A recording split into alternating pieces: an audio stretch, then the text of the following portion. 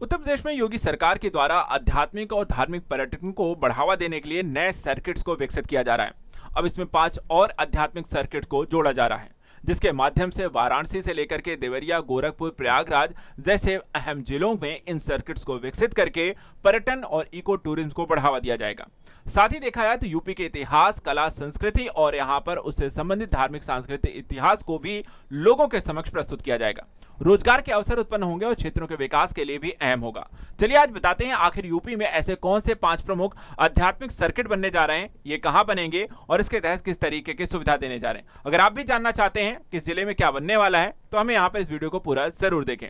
सबसे पहले चलिए आपको बताते हैं आध्यात्मिक पर्यटन क्या है, इसका नेटवर्क का विस्तार कैसे कर रही है। तो यूपी सरकार देखा जाए तो नया स्पिरिचुअल टूरिज्म सर्किट विकसित कर रही है। उस उद्देश्य क्या है, सरकार ऐसा क्यों कर रही है, तो ये समझिए कि यूपी सरकार जो काम कर रही है धार्मिक विकास को संरक्षण देना, साथ ही आपको तीर्थस्थलों के विकास और पर्यटन सुविधाओं को विस्तार देना है और ये सारा कुछ यहाँ पर इसके माध्यम से करना है। इसके लिए सरकार यह है कि रोजगार एक तरफ सृजित करेगी, दूसरा स्थानीय स्तर पर अर्थव्यवस्था को मजबूती मिलेगी, तीसरा यहाँ पे नए पर्यटकों की संख्या में वृद्धि होगी, चौथा देखा जाए तो प्रमुख प्रबल, इसके तहत पर्यटन सर्किट को विकसित किया जाएगा बेहतर इंफ्रास्ट्रक्चर के साथ साथ। और ये सब जैसे कि आपका प्रयागराज में महर्षि दुर्वासा आप देख सकते हैं, यहां पर आपको जो प्रमुख आपको सिटीज के अंतर्गत शामिल की गई हैं, जैसे गोरखपुर में आपको गुरु गोरखनाथ धाम को इस सर्किट के तहत विकसित किया जाएगा। देवरिया में देखा है देवराहा बाबा हैं, वाराणसी में संत रविदास हैं और प्रयागराज में महर्षि दुर्वासा इसके तहत प्रमुख केंद्र के तौर पर विकसित होंगे। चलिए बात करते हैं कि मुख्य आपको आध्यात्मिक पर्यटन नेटवर्क का आपका विस्तार कैसे होगा।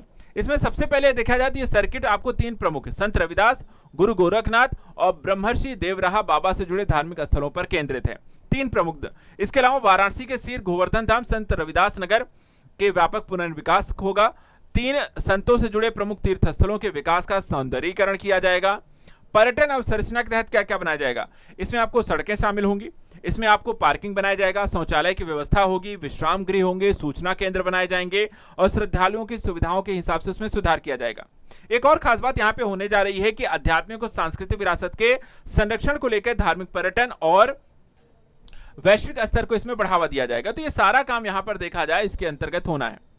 अब एक एक करके चलिए सभी के बारे में समझते हैं कि जो इस धार्मिक पर्यटन के अंतर्गत जुड़ने जा रहे हैं, आध्यात्मिक पर्यटन के अंतर्गत जुड़ेंगे। सबसे पहले संत रविदास आध्यात्मिक सर्किट है, ये आपको इनके बारे में चलिए थोड़ा सा बता देते हैं। संत रविदास जो थे वो 15वीं 16वीं शताब्दी में महान भक्ति आंदोलन के संत, समाज सुधारक और साथ ही साथ कवि थे। इन्होंने समानता, जाति विहीन समाज, मानवता और भक्ति का संदेश दिया और इनकी जो जन्मस्थली है जिसको हम कहते हैं सीर गोवर्धनपुर, जो कि वाराणसी में स्थित है, इसको विकसित किया जाएगा इस आध्यात्मिक पर्यटन के अंतर्गत। इसके अतिरिक्त आपको और कौन कौन सी चीजें आपको इसमें शामिल हैं, तो जन्मस्थली का विश्वस्तरीय पुनर्विकास होगा, संग्रहालय एवं व्याख्या केंद्र बनाए जाएंगे, श्रद्धालुओं के धर्मशाला, पार्किंग और सुविधाएं प्रदान की जाएंगी, सड़क एवं प्रकाश व्यवस्था का उन्नयन होगा, डिजिटल सूचना केंद्र, पर्यटक सुविधाएं यहाँ पर इसके आसपास विकसित की जाएंगी। तो जो प्रमुख यहाँ पर आपको देखा जाए स्थल होने वाले हैं, इसमें है सीर गोवर्धन धाम, जन्मस्थली वाराणसी, दूसरा है संत रविदास का मंदिर है, तीसरा आपको देखा है संत रविदास संग्रहालय है प्रस्तावित है, चौथा संत रविदास घाट है और पांचवा संत रविदास स्मारक पार्क। इन सभी को यहाँ पर आपको इस आध्यात्मिक सर्किट के तहत यहाँ पर विकसित किया जाएगा और एक दूसरे से कनेक्ट। दूसरा है गुरु गोरखनाथ आध्यात्मिक सर्किट। इसके तहत अगर हम देखें तो गुरु गोरखनाथ नाथ संप्रदाय के प्रमुख योगी और आध्यात्मिक गुरु माने जाते रहे और उन्होंने हठ योग, साधना और भारतीय आध्यात्मिक परंपरा को यहाँ पर व्यापक पहचान दिलाई। प्रमुख स्थलों की बात करते हैं जिसमें गोरखनाथ मंदिर जो कि गोरखपुर में है, गोरखनाथ मठ है, नाथ परंपरा से जुड़े आश्रम हैं और महोबा का गोरखगिरी पर्वत भी यहाँ पर आपको प्रस्तावित है इसके तहत विकसित करने को लेकर के। विकास क्या क्या किया जाएगा, तो विकास के अंतर्गत इन क्षेत्रों में धार्मिक पर्यटकों का स्थलों का सौंदर्यीकरण करेंगे, फिर तीर्थयात्रियों के लिए आधुनिक सुविधाएं बनाई जाएंगी, पर्यटकों के मार्गों का विकास किया जाएगा, सांस्कृतिक आयोजन योग केंद्र होंगे, प्रतिमा और विरासत स्थलों को विकसित किया जाएगा। इसके अतिरिक्त अगर हम देखें तो उद्देश्य है कि नाथ परंपरा का वैश्विक प्रचार करें हम इसके माध्यम से, गोरखपुर को आध्यात्मिक पर्यटन का हब बनाया जाए और स्थानीय रोजगार और पर्यटन अर्थव्यवस्था को बढ़ावा दिया जाए। ये सब यहाँ पर देखा जाए आपको काम होना है। तो नाथ परंपरा से जुड़े आश्रम, गोरखनाथ मठ, गोरखनाथ मंदिर और साथ ही यहाँ पे योग और सांस्कृतिक केंद्र इसमें जुड़ेंगे। तीसरा है ब्रह्मर्षि देवराहा बाबा आध्यात्मिक सर्किट। इनका परिचय यह है कि देवराहा बाबा उत्तर प्रदेश के प्रसिद्ध संत थे। सरल जीवन, आध्यात्मिक साधना और जन कल्याण के लिए इन्होंने कार्य किया। इनसे जुड़े जो प्रमुख स्थल हैं उसमें है देवराहा बाबा का आश्रम है जो कि देवरिया में है। मथुरा क्षेत्र से जुड़े आश्रम, प्रमुख दर्शनों और साधना स्थल शामिल हैं। प्रस्तावित विकास में आश्रय परिसर का विकास होगा, श्रद्धालु सुविधाओं का विस्तार होगा, सड़क, पार्किंग, पेयजल, शौचालय, विश्राम गृह और हरित और स्वच्छ परिसर बनाए जाएंगे। आध्यात्मिक पर्यटन को बढ़ावा देने से आपको ग्रामीण पर्यटन को बढ़ावा मिलेगा और स्थानीय संस्कृति को भी यहाँ पर बढ़ावा मिलेगा जो कि आपको इसके क्षेत्रों से जुड़े हैं। इसके अलावा दो और यहाँ पर देखा जाए तो हाल ही में ब्रह्मर्षि वेदव्यास के सर्किट को भी यहाँ पर ऐसे विकसित करने की यूपी सरकार के द्वारा चर्चा की गई, जिसमें ज्ञान, संस्कृति, आध्यात्मिकता के दिव्य आपको संगम के तौर पर महर्षि वेदव्यास को महाभारत के 18 पुराणों और वेदों के संकलन का श्रेय दिया जाता है और भारतीय ज्ञान परंपरा में उनका महत्वपूर्ण स्थान रहा है।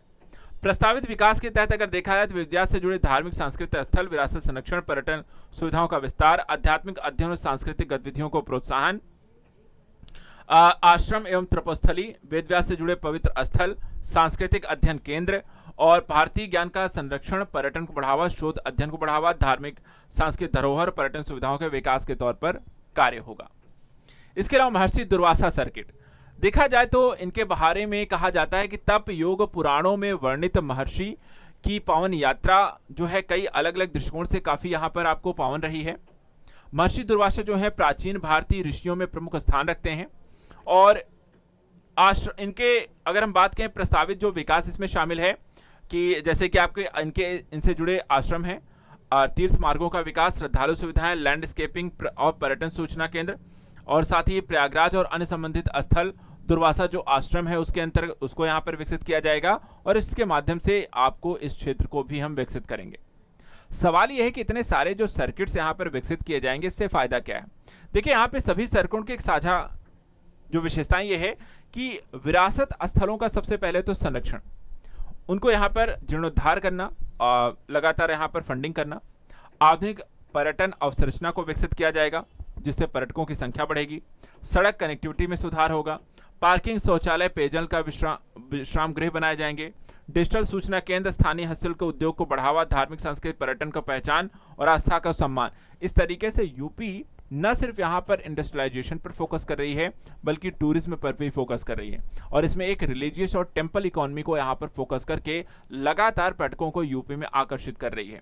हर एक क्षेत्र, हर एक चीज़ों को, ऐतिहासिक जो जानकारी है उसको यहाँ पे पर्यटकों के लिए अवसर दे रही है उसको अनुभव करने का। अगर आपका भी जिला इसके अंतर्गत आता है और क्या यूपी सरकार की इस पॉलिसी से आप सहमत हैं, हमें कमेंट करके जरूर बताएं। उत्तर प्रदेश के करंट अफेयर्स के लिए चैनल को सब्सक्राइब करके रखें। Thank you so much and good luck.